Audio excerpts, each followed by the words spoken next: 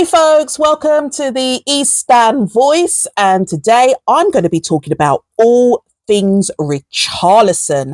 Now, Richarlison is our number 9 for all those that don't know, and for all those that do, well, we all know that he is struggling just a bit to get the ball in the back of the net. Now, I've been talking to a lot of supporters, and it's a case of, now he ain't good enough, now he couldn't score in a brothel. And then there's those that are like, no, give him time, give him space, he will score.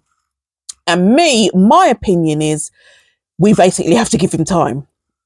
The goals will come. He just needs that one goal to basically give him that confidence to then get out on the pitch and score. Because at the moment, the confidence has gone. He's completely defeated. You could just see with his body language when he subbed, he's just gutted. He's absolutely gutted, like crazily gutted. You can tell, you can see it.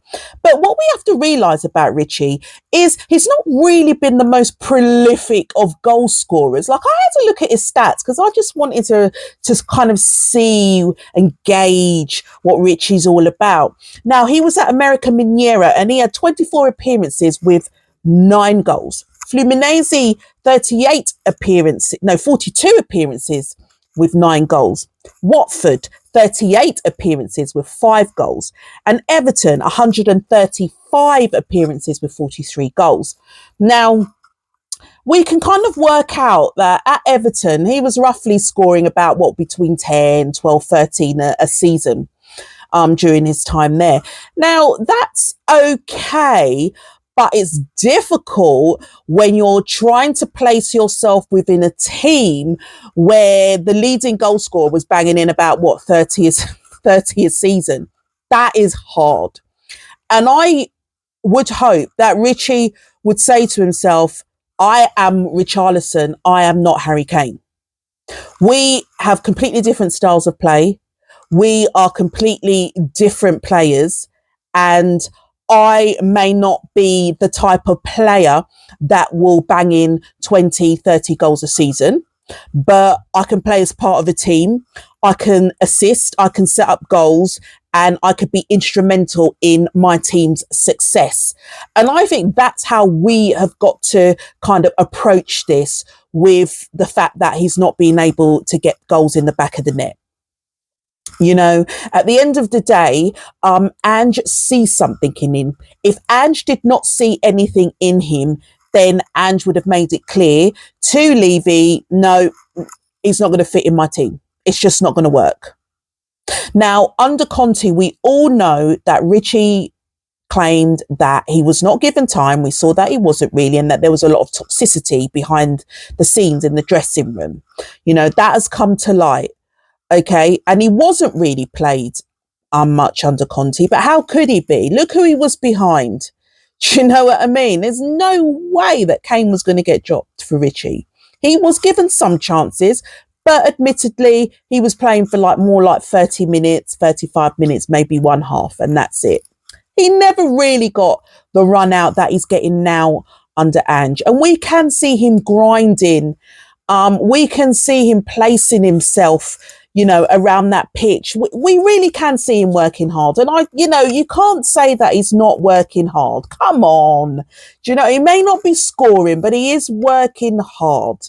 But he can score. And if you look at my previous video that I've posted, you can see that Richie can score. Like, Richie's headers inside the box, goals from the edge of the box, goals from corners, goals run from the halfway line, turning on balls and scoring. Richie's basically done all of that.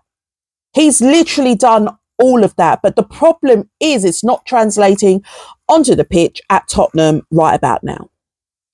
He is putting too much pressure on himself to score. He's putting all that pressure on himself to score because he's got the press at him, he's got the supporters at him, and it's himself. It's like, I have to score, I have to score, I have to score. If I can score for Brazil, I should be able to score for Tottenham. Now, we as supporters, right? We have to back him. And I know a lot of you are going to be like, yeah, but he was 50 million. Waste of money, waste of money.